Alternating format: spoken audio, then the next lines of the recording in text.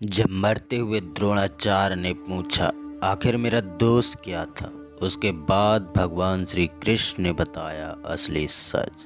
आज के इस वीडियो में यही सब सच आपके सामने आने वाला है। तो चलिए हम वीडियो शुरू करते हैं और आपसे आग्रह करते हैं कि नीचे दिए गए कमेंट बॉक्स में सबसे पहले राधे राधे लिखकर अभी तक आपने हमारे चैनल को सब्सक्राइब नहीं किया है तो प्लीज़ हमारे चैनल को सब्सक्राइब कर बेल आइकन प्रेस कर दीजिएगा। द्वापर युग में एक ऐसे व्यक्ति ने जन्म लिया जिसे दुनिया ने तो सर्वश्रेष्ठ गुरु माना, लेकिन भगवान श्री कृष्ण ने उन्हें एक गुरु और पिता के रूप में विफल माना। वो कोई और नहीं बल्कि स्वयं पांडवों और कौरवों के गुरु द्रोणाचार्य थे।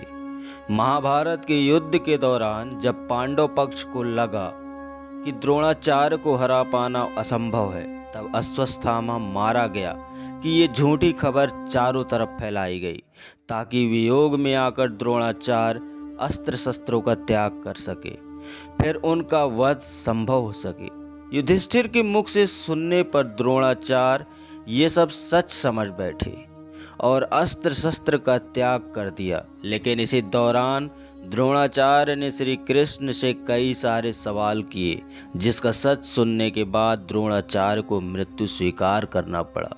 गुरु द्रोणाचार्य ने भगवान श्री कृष्ण से कहा कि हे महाज्ञानी परम तेजस्वी वासुदेव श्री कृष्ण, बचपन में ही आश्रम में पला बढ़ा, मेरी निर्धनता और गरीबी का मुख देखा। क्या मैंने पूर्व जन्म में कोई पाप किए थे? अपने मित्र द्रुपद से धोखा खाया, जिस राज्य पर विजय दिलाई उसी से निष्कासित किया गया। आखिर इसमें मेरा दोष क्या था? एक मित्र की सहायता करना पाप? कठोर तप के बाद अश्वत्थामा का जन्म हुआ, लेकिन निर्धनता की बदौलत उसे दूध के स्थान पर उसे आटे का घोल पिलाता रहा। आखिर इसमें मेरा दोष क्या था? क्या दया भावना रखना मेरा पाप था? जिस प्रकार गुरु परशुराम जी से शिक्षा प्राप्त की, वही सटीक ज्ञान मैंने कौरवों और पांडवों दोनों को बराबर मात्रा में दिया, लेकिन आज भी एकलव्य का अंगूठा मेरे जीवन का सबसे बड़ा लांछन। आखिर इसमें मेरा दोष क्या था? क्या वादों को निभाना मेरा सबसे बड़ा पाप था? क्या राजकीय धर्म का पालन करना मेरा सबसे बड़ा पाप था? तभी भगवान श्री कृष्ण बोल पड़े, भरद्वाज पुत्र द्रोण, निर्धनता आखिर कौन नहीं देखता? एक शिशु जन्म से ही निर्धन होता है, लेकिन कुबेर के भंडार को पाना किसी मेहनत, लगन, संघर्ष और धैर्य उतने ही आवश्यक होते हैं जिस प्रकार अपने मित्र से धोखा खाया। ठीक वैसे ही बाली ने सुग्रीव और रावण ने विभीषण से खाया था। भले ही मकसद में अंतर रहा हो, लेकिन कार्य समान ही था। ऐसे में धैर्य ही इंसान का सबसे बड़ा साथी होता है। लेकिन बदले की भावना में जलते आपने अपने मृत्यु का शस्त्र निर्माण स्वयं कर दिया, वो भी धृष्टद्युम्न के रूप में। और दरअसल वहीं से द्रौपदी का जन्म भी हुआ और महाभारत की नींव भी रखी गई।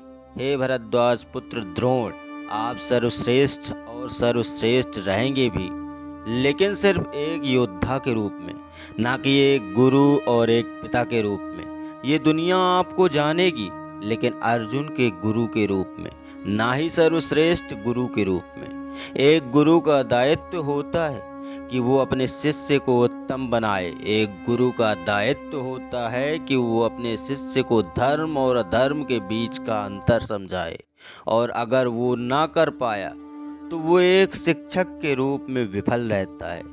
वहीं एक पिता का भी कर्तव्य होता है कि सारे मौका त्याग कर अपने पुत्र के चरित्र को उत्तम बनाए। एक गुरु के रूप में आप सिर्फ अर्जुन के गुरु नहीं, अपितु अपने आश्रम में मौजूद सारे शिष्यों के गुरु थे। लेकिन आपने अर्जुन को प्रिय समझा, वहीं कौरवों को सिर्फ और सिर्फ युद्ध की शिक्षा दी, परंतु उनके चरित्र का निर्माण तो भूल गए मुनिवर। जब इंसान बालक होता है तभी से वो सीखता है, और ये आपका कर्तव्य था कि आपको दुर्योधन और उसके भाइयों के चरित्र का निर्माण करना, लेकिन आप उसमें विफल रहे। ये जानते हुए भी कि दुर्योधन और उसके भाई अधर्मी होते जा रहे हैं, आपने कुछ नहीं किया। वहीं अगर आप पिता के रूप में सफल होते तो आज आपको अधर्म के पक्ष में खड़े होकर युद्ध न करना पड़ता। आपने अश्वत्थामा को उसके ज्ञान और बल से अधिक शिक्षा दी, लेकिन मोहवश उसके चरित्र का निर्माण भूल गए। अगर आपने मोह त्याग किया होता और कठोर रहते और बचपन में ही जब वो दुर्योधन के साथ था तब आपने कठोरता दिखाई होती और उसे धर्म के पथ पर चलने के लिए विवश किया होता तो शायद उसके अंदर धर्म जिंदा रहता और द्रौपदी के साथ भरी सभा में ऐसा पाप न होता। अगर आप धर्म का पालन करते, एक गुरु होने का दायित्व निभाते तो मुनिवर आज महाभारत ही नहीं होता।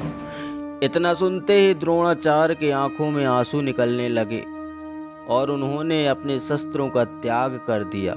वहीं पर जमीन पर समाधि ली और वे योग में लीन हो गए। उनकी आत्मा का एक हिस्सा बृहस्पति देव में लीन हो गया और तभी द्रुपद पुत्र धृष्टद्युम्न ने उनकी गर्दन को धड़ से अलग कर उनका वध कर दिया। और इस प्रकार पांडवों और कौरवों के गुरु द्रोणाचार्य का वध हुआ।